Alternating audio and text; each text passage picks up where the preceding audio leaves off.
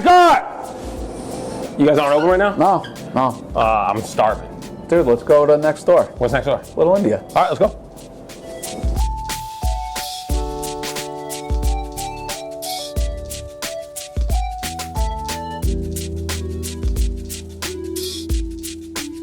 It's good.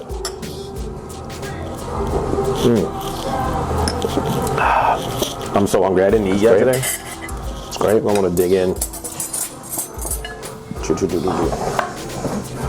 Don't be shy, though. I'm just not sure where to start. Start with good rice. I like really good rice. Dude, this rice is amazing. It looks really good. Every now and then you find like a whole cinnamon stick in it. Do you make good rice? Yeah. I feel like rice is one of those things that like, I make really good rice most often, but then every once in a blue moon, I'll just completely screw it up. Yeah. So I started like a couple years ago, I started just using like Carolina method. Like I just boil rice like pasta and then strain it. Mainly just to deal with my anxiety. Just like I'm like, don't worry about it. It's like some days I have to make rice for like 800 people. Yeah. And I'm like, what am I gonna do if like I screw that up? Or like it tastes like an ashtray. And people are like, was someone smoking cigs when they were making this rice? No, I just burnt the hell out of it. It's gross. Oh, dude. Like, okay, as long as you just burnt the hell out of it. Check that. Dude, this bread looks Big puffy pancake. Yeah.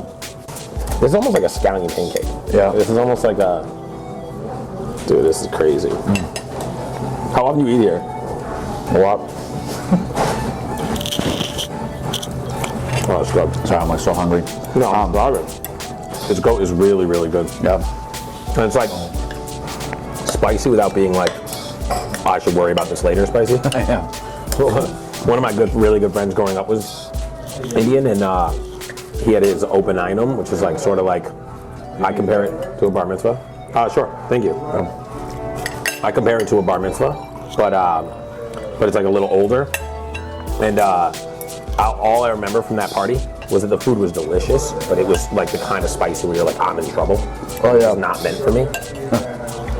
This goat is really outrageously good. It's good, so good. Cinnamon in there. Yeah. That sauce would be the second best shakshuka in the greater Boston area. Yeah. That sauce. Did you grow up eating ethnic food at all? I was good. I just realized that as we're sitting, I'm like, what was food like at home growing up in your house? First of all, did your parents cook at all? Oh. They did or didn't? Yeah, my mom was a good cook. Okay. Not great. But good? And what kind of stuff would you cook? Kind of like hippie food. The first restaurant you cooked at, what kind of food? Oh, like old fart food, like old people food. I'm basically trying to figure out when you were first introduced to ethnic food in your life. Well, so to tie it all together, when I was 11, I started working at this place called Joseph's Winter Street Cafe. I paid $3 an hour cash. Nice. No matter how many hours you worked, you got $30. And I wasn't alone. Like there were a bunch of us, like little troublemaking kids. It was great. Like washing dishes, sweeping floors, whatever. Yeah, and it was like as soon as basically it was as simple as like as soon as the garde manger guy got fired, then it would be like one of us would get promoted, and I could drink as much soda as I wanted there. You know, it was great. You could eat whatever you wanted.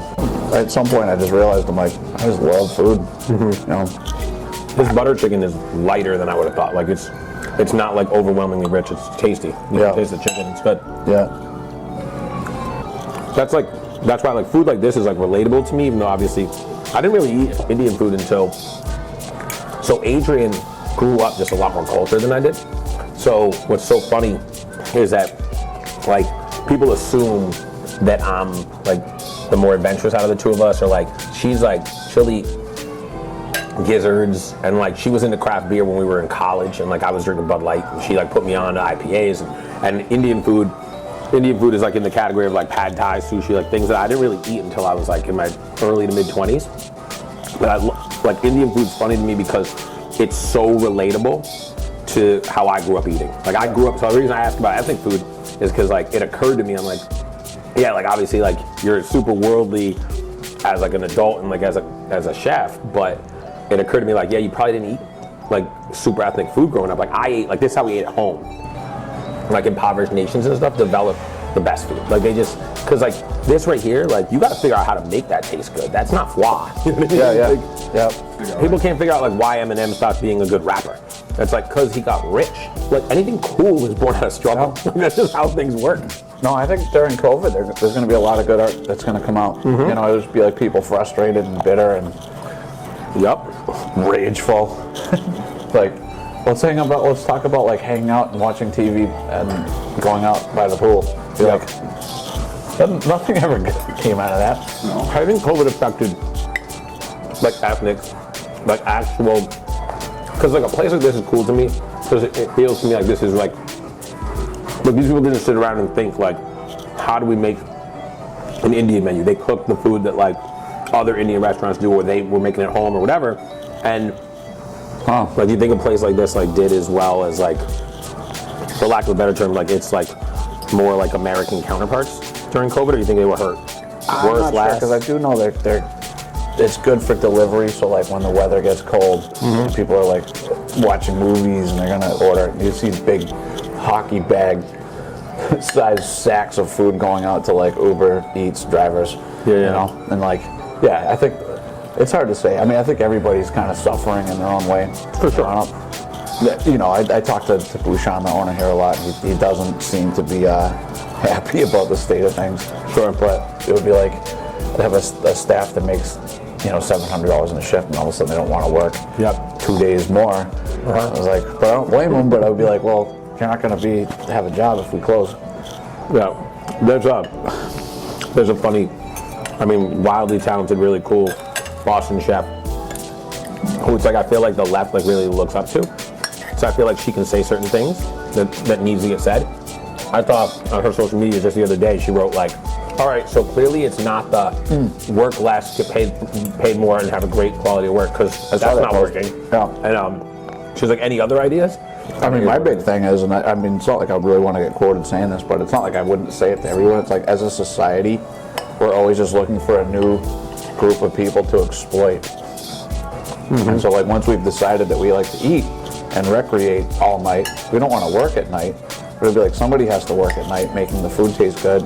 At some point, like the services that we enjoy need to get done, but we like to partake, we don't like to participate, which is we like to consume as a society. Like, I'm not saying I'm excluding myself from this, I just happen to be a night owl, so it doesn't bother me. Like if we could ever get to a point where economically the restaurant business is made up of people for whom this makes happy and they feel like it sustains their life, then I think the restaurant business won't be like such a quote unquote abusive environment. I think what's tough is that there's a lot of people that stumble into it. Like, you know, you mentioned yourself, like obviously like you've done pretty all right and you've built like a life that you get to control to some degree.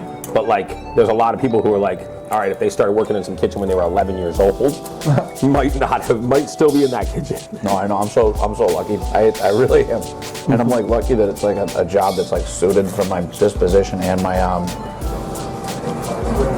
the hours, the action of it. You know what I mean? And like the fact that like I just like at that point just like love to eat, and like, you know, getting back to what you were saying about like my parents growing up, it would be like, I don't know, everything was like really moderation. Like my mother would like had a 2-liter bottle of Coke that she'd hide under her sink, the dish sink, like hide all the soaps and Ajax and everything. And then she would like pour herself a little cup, but it wasn't like we were allowed near it either. What would your parents eat like when they went to Sweet Basil? They never did. Never? Because the portions there are crazy. I mean, they did. They went, but I think my mother died when I was, 32, so I'd already owned it for 8 years. What was that place when you were 24? Yeah. I opened the Trixie when I was 24. What was the, like, I don't actually even know how Sweet Basil opened. Like, you just decided, like, I took it over from a guy named Paul Boris. Were you working there? No, but I was working at a place called Glenn's up in Newburyport, and I was, like, pretty unhappy. Like, my sister was living with me and had cancer. Oh, no. I don't know, it had a happy ending. Yeah, I was about to say, your sister's, I met your sister, so she's all right. Yeah, we've had our ups and downs since. We're good. We didn't talk to each other for like 2 years because we accused each other of being boring, and that was it. I was like, don't call me. She's like, I won't. I was like, all right. Then she had to finish it. She's like, that's why I don't answer the phone when you call. I was like, why? Because I'm boring? She's like, yep. That was it. And then my olive branch to get her back into my life was there's a YouTube video that's 12 seconds long called Manatee Honk. And it's like a manatee and an aquarium drifting over to the glass. As it hits the glass, somebody like recorded like a clown horn. And then we'd never talked about it ever again. And we've been friends ever since. Nice. So yeah, so you were working at Glen. And that was like up by where you're from, right? How'd you end up in Needham? So there was a restaurant listed, and I think I'd kind of decided that like I was like as destined to be my own boss just because I had I don't know, just like I'm chronically tardy. Are you cool about late employees? Yeah. All right. Yep. That's fair then. Yeah. If they're in a hurry to leave early, then I'll be like, oh, so it's just you don't want to be here. But if they're like, I'm thinking of one employee in particular. She'll call every single day at 4:02, and she's supposed to be there at 4, and she'll call at 4:02 from Starbucks, being like, "Hey, anybody else need coffee?" But she was great, like, and she would never want to leave early. She was always the last one, emptying the trash in the bathrooms and doing like extra cleaning jobs. So it wasn't like, I don't know. She just had a hard time I think that 2 times over the course of the time that she worked for me, she was in a hurry to leave early, and I was just like, is there something wrong? Like, she's sick? There are people who are always on time, but it's like, you scheduled me till 9:30, and it's like, I don't know what to tell you, like, we got our butt kicked right till 9, like, and they'll just be like, it's like an episode of Chopped. It's like, the floor is like mid-mop, and they're like, oh. I'm like, who do you think mops that floor? So you opened Sweet Basil, and that was, so that answers that, like, it was Italian because it was already Italian. Yeah. But I'd mostly cooked Italian at this point. Like, I'd cooked in Italy. Like, I'd done... Yeah, wait, how old were you when you cooked in Italy? 20. And how'd that happen? You just were like, I'm going to Italy? Yeah, so my older sister was dating a guy. She lived in Key West and was dating a chef, an Italian guy from Italy named Fabio. And I'm still friends with him now. He's like the head chef at, I think, the Mandarin Istanbul. Okay. And yeah, and I guess at some point he'd heard that I was cooking Italian because I was working at Davio's at this point on Newbury Street, and I was like big volume Italian, and it's like where I learned a lot about. Food good there? Yeah, is it? It's great. All right. And then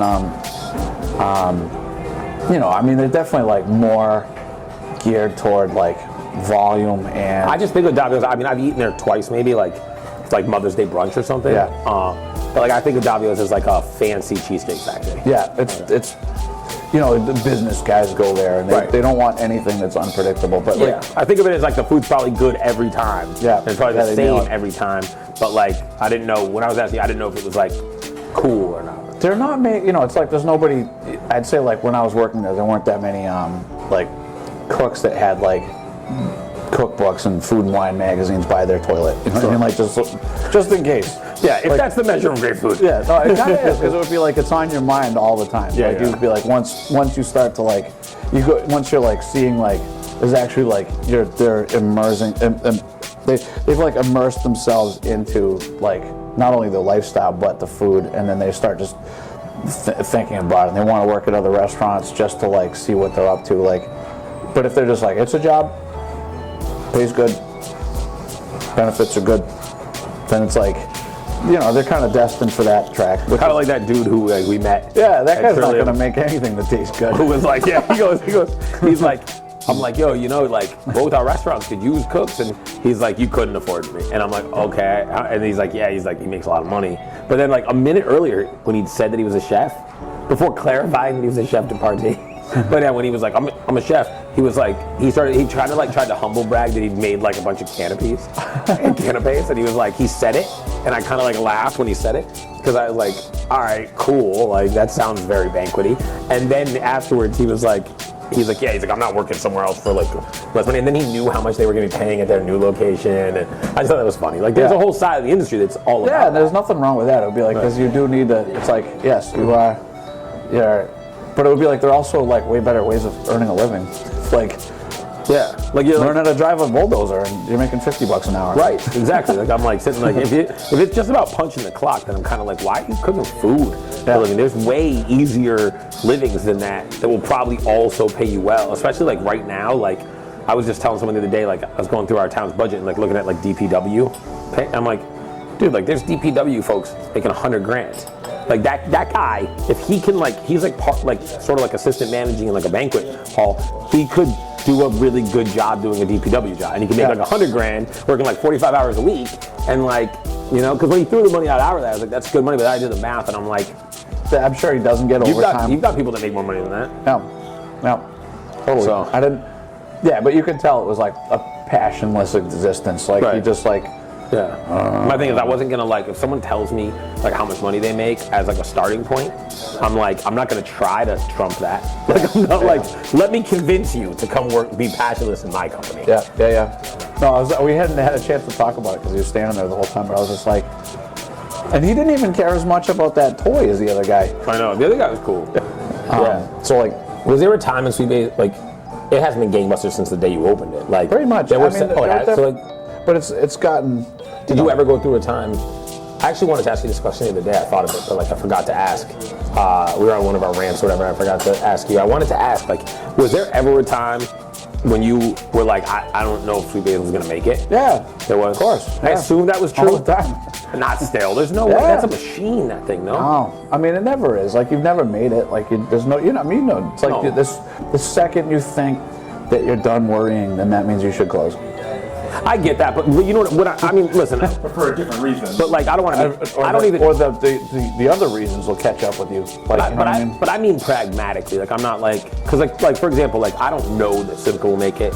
I don't know that Alash will make it. But like the chickpea will close if I decide like I'm not happy enough with it. Not the chickpea. The chickpea's never like gonna not have business. Like that's just not a thing, you know. Just in the same way that like you keep opening that thing up on Fridays and Saturdays. And there's going to be a wait. Like, that's just what Sweet Basil is, right? Like, not all the time. I mean, you can't ever. Even on Fridays and Saturdays? You can't take it for granted. No, I mean, I love that about you, but you know what I'm saying. No, I mean, it never. I don't want to jinx you, so. No. I was even having moments this weekend of like, we got to up our game. Yeah. And my big thing about restaurants is you always have to be trying to be better just to stay the same. If you try to stay the same, you're getting worse. I agree with that 100%. Do you know the guys at Penny Packers at all? No. So like their stuff's like just so legit, and like they like every time there's ever been like a food truck like food contest judged anything, their porchetta always wins.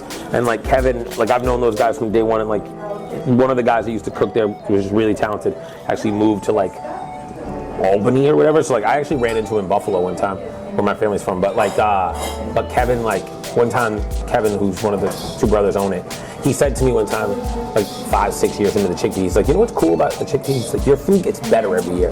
He's like, most places it goes the other way. Yeah. And like, first of all, that's the arc of my career. Like, you know, I learn more every year, but I do agree, like in practice, I think I subscribe to the same philosophy. It's like, if we're not getting better today, so like I just said, because, and it has to kind of start with you or somebody else. It doesn't always have to be you, but there has to be a locomotive, or just by like the nature of the human nature, or like like your equipment's getting tired and your staff's getting tired, and like if you're not like rekindling your passion, so you need like you just kind of need like the right amount of turnover.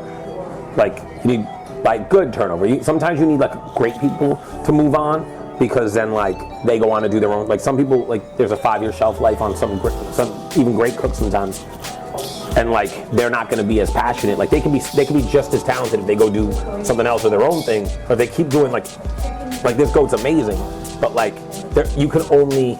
I'm gonna sound like so like chauvinistic when I say this, but like there's a phrase that's like, show me a Holly Berry and I'll show you the guy that's tired of being with her. Yeah. And it's like there's like that goat dish, like there's only so many of those that most great cooks can make before they cut a corner.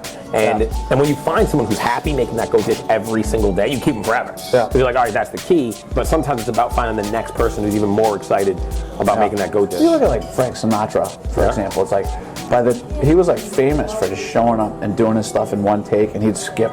He didn't even sing. Like my wife grew up in Jersey, so like Frank Sinatra, Bruce Springsteen, big fans.